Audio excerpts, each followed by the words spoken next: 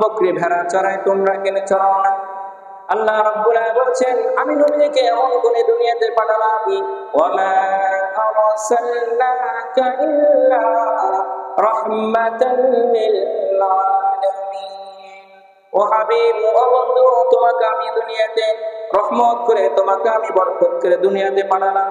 নবীজি আসা মাত্র দুনিয়াতে বেশ কয়েকবার, ওই সময় বেশ কয়েকবার দুর্ভিক্ষ হয়েছিল। নবী আসার শানে, নবীর মর্যাদার কারণে আল্লাহ পাক সমস্ত দুর্ভিক্ষগুলো আল্লাহ পাক মাটিতে মিশিয়ে দেয়, বলে সুবহানাল্লাহ। সেই নবীর কথা আমি আপনি শুনছি, সেই নবীর কথা শুনে আমার আপনার যদি দিল যদি নরম না হয়, তাহলে বুঝতে হবে আপনার ঈমানের মধ্যে কিছু একটু খান্তি আছে।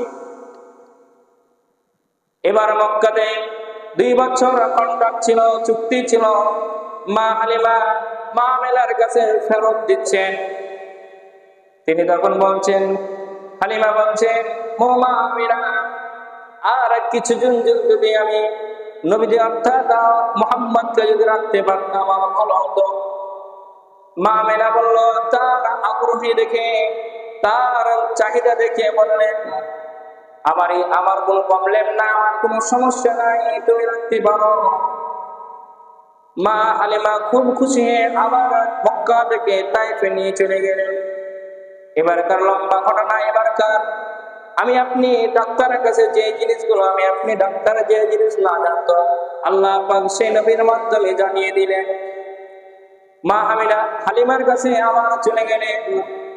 এবারকার যাওয়ার পর অনেক লম্বা ঘটনা, সংক্ষিপ্ত বলছি।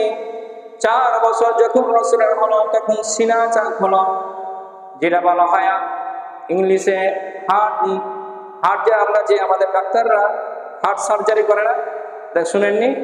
এই হার্ট সার্জারি আল্লাহ রাসূল জনাবে মুহাম্মদুর রাসূলুল্লাহ আমরা বলি সাল্লাল্লাহু আলাইহি ওয়াসাল্লামের মাধ্যমে পৃথিবীর সমস্ত বিজ্ঞানীদেরকে জানিয়ে দিলেন যে তোমরা মানুষ যে হার্ট সার্জারি করবা, কিভাবে করবা, আমি তোমাদেরকে সেই নমুনা, সেই তোমাদেরকে রুলস তোমাদেরকে জানিয়ে দিচ্ছি। এই যে হার্ট সার্জারি ডাক্তাররা করে, আমি আপনি মনে করি যে কিভাবে তারা পারছে, কিন্তু এর আগে আল্লাহ পাক ক্লু দিয়েছেন আমাদেরকে, আমাকে আপনাকে জানিয়ে দিয়েছে। 4 বছর যখন রাসূলের বয়স, রাসূল করিম সাল্লাল্লাহু আলাইহি ওয়াসাল্লামের 2 বার সিনা চাক হয়েছে, ওটা হার্ট সার্জারি হয়েছে। এক হলো 4 বছর বয়সে, আর আরেক হলো মেরাজের যাওয়ার আগে। এই হার্ট সার্জারি কেন করলেন আল্লাহ পাক রাসূলের, এটারও ব্যাখ্যা আছে। তো দেখছেন যে একদিন মুহাম্মদ সাল্লাল্লাহু আলাইহি ওয়াসাল্লাম এবং তার ভাই ছিল আব্দুল্লাহ, 2 ভাই। দেখেন নবীজি কত ইনসাফ, কত তিনি ন্যায় বিচারক। ছোট থেকে আসলে আমি আপনি যে একটা সমাজে নেতৃত্ব দিব, আপনি যে একটা সমাজে একটা ভালো মানুষ হবেন, তার ছোট থেকে আপনার গুণ প্রকাশ থাকতে হবে। দেখেন নবীজি যখন হালিমা যখন মা আমিনার কাছ থেকে নিয়ে এসেন, তখন হালিমার একটা ছোট্ট বাচ্চা ছিল, সেটার নাম হলো আব্দুল্লাহ। আর সাথে সাথে মুহাম্মদ সাল্লাল্লাহু আলাইহি ওয়াসাল্লামকে নিয়ে আনলেন। ছোট্ট বাচ্চারা হুঁশ তো আমাদের থাকে না, কিন্তু দেখেন নবীজির কত হুঁশ।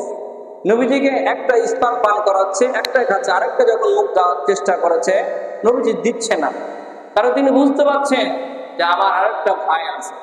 আর আমি আপনি কি করি, আগে খেতে বসছি, আগে নিজের পেট ভরো, তারপর কি পরেরটা দেখা দেখি। এই তো আমাদের অবস্থা, এই তো আমাদের সমাজের অবস্থা।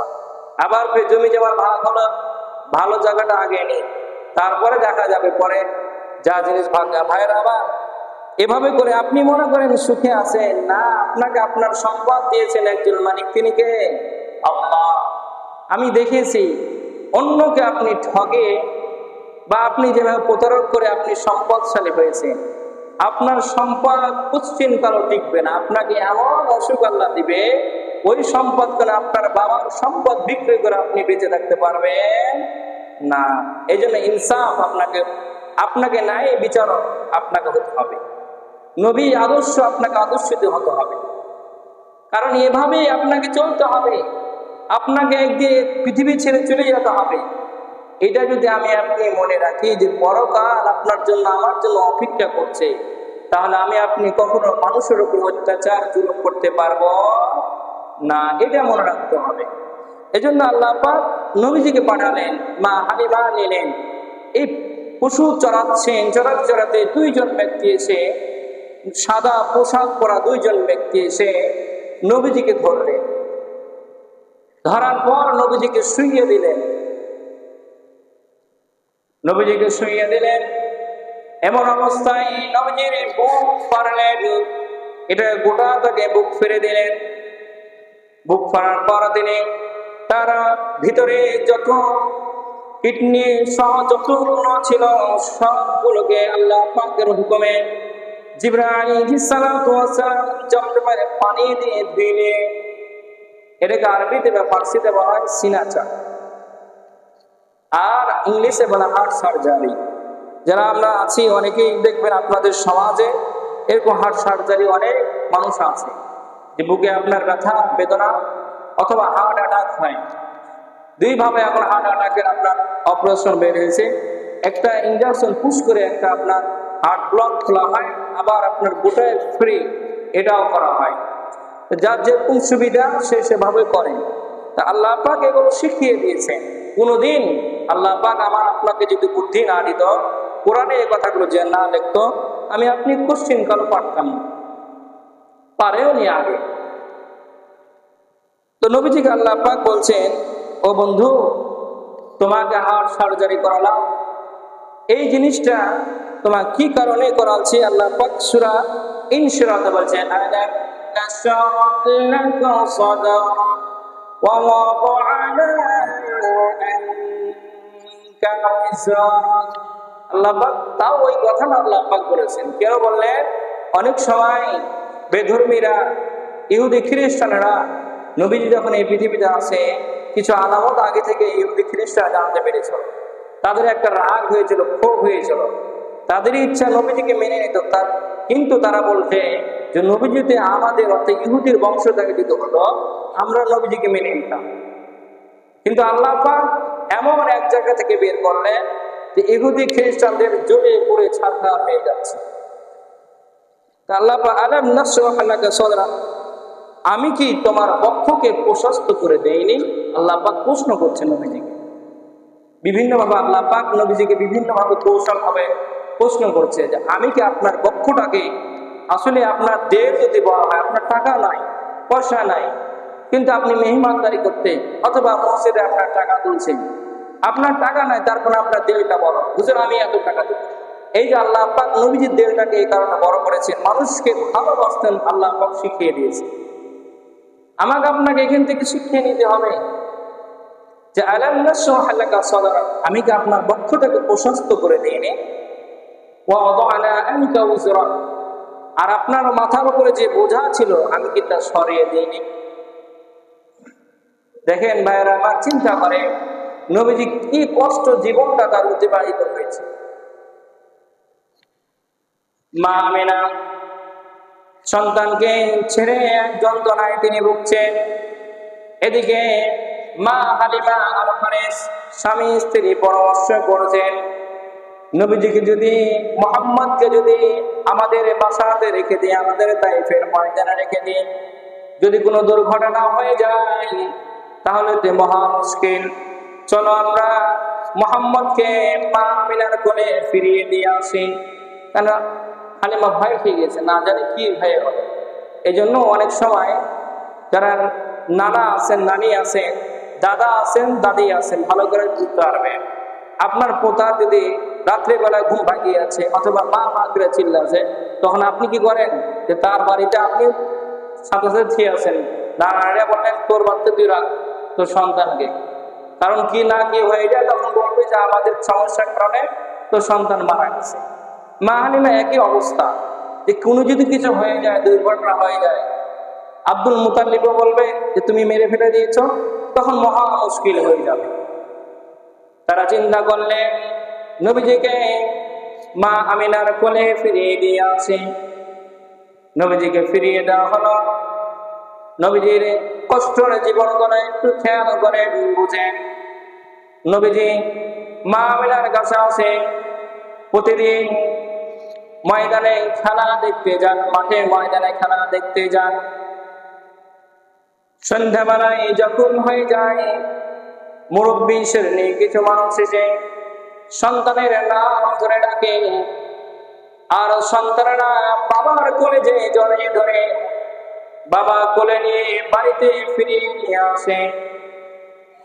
একদিন নবীজি সন্ধ্যাবেলা হয়ে গেছে, বাসা তিনি ফিরছে না। মা আমিনা বলছে, কি হলো আমার সন্তানের? সবাই বাসা ফিরে আসে, সন্ধ্যা গড়িয়ে গেল, আমার মুহাম্মদ কেন আমার কাছে ফিরে আসছে না? নবীজি চলে গেছেন ধুধুকার বানো অবস্থায়, পাহাড়ে চলে গেছে। যাওয়ার পরে তিনি একা একাই বসে বসে কাঁদছেন। এমন অবস্থায় মা আমিনা গেছেন, বলছেন, ও মুহাম্মদ, তুমি এখানে বসে বসে কাঁদছো কেন? বলছে, মা জি, আমি বেশ কয়েকদিন ধরে ময়দানে খেলা দেখতে এলাম, সকলে সন্তানের নাম ধরে ধরে ডাকে, কিন্তু মা জি, আমার কি বাবা বেঁচে নাই? একটু চিন্তা করে, একটু একটু খেয়াল করে, এই পরিস্থিতি আপনার হতো তাহলে আপনি কি করতেন? অনেক সন্তান আছে এতে খেলা দেখতে যায়, অথবা সন্ধ্যাবেলায় একসাথে সবাই মিলে খেলে, অমুকের সন্তানের মা বা বাবার নাম ধরে ডাকি। বলছেন, মা জি, আমি বেশ কয়েকদিন ধরে তাই ময়দানে খেলা দেখতে এলাম, সকলে সন্তানের নাম ধরে ডাকছে, সন্তানেরা বাবার কোলে যে দৌড়ে যে লাফ দিয়ে উড়ে যাচ্ছে, বাবা সরাসরি বাড়ি নিয়ে যাচ্ছে। মা জি, আমার বাবা কি দুনিয়াতে বেঁচে নাই? আমার আব্বা কোথায় আছে? মা আমিনা কত বুক ফোড়া, তিনি দুঃখ নিয়ে তিনি অঝরে কাঁদছেন, তিনি সন্তানের কোনো জবাব দিতে পারলেন না।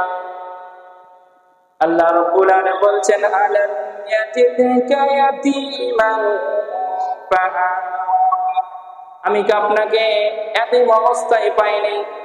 এরপর কি আমি আপনাকে আশ্রয় দিইনি? ভাইরা আমার, নবীজিকে আল্লাহ পাক কেন এতিম করে বানালেন? বুখারী এবং মুসলিম শরীফের হাদিস, আস-সাইলু আলাল আরমিলাতি ওয়াল মিসকিন কাস-সাইলু ফি সাবিলিল্লাহ। কেউ যদি অসহায় দরিদ্র এতিমের জন্য কোনো যদি কিছু উদ্যোগ গ্রহণ করে, ভালো আপনি উদ্যোগ গ্রহণ করেছেন। আল্লাহ রাসূল জনাবে মুহাম্মদুর রাসূলুল্লাহ সাল্লাল্লাহু আলাইহি ওয়াসাল্লাম বলেন, জিহাদের ময়দানে জিহাদ করে যে সব পাওয়া যাবে, আপনি এতিম বিধবা অসহায়ের জন্য আপনি যে উদ্যোগ গ্রহণ করেছেন, আল্লাহ রাব্বুল আলামিন আপনি জিহাদের ময়দানে জিহাদ করে যে সব আপনার আমলনামায় লেখা হবে, আল্লাহ রাব্বুল আলামিন এতটুকু উদ্যোগ গ্রহণ করার জন্য আপনার সেই আমলনামায় লেখা হবে। সুবহানাল্লাহ। এজন্য অসহায় এতিমদের প্রতি আমাদেরকে সহনশীল হতে হবে, ধৈর্যশীল হতে, তাদেরকে ভালোবাসতে হবে। এখন সমাজে দেখেন, বাবা যদি মারা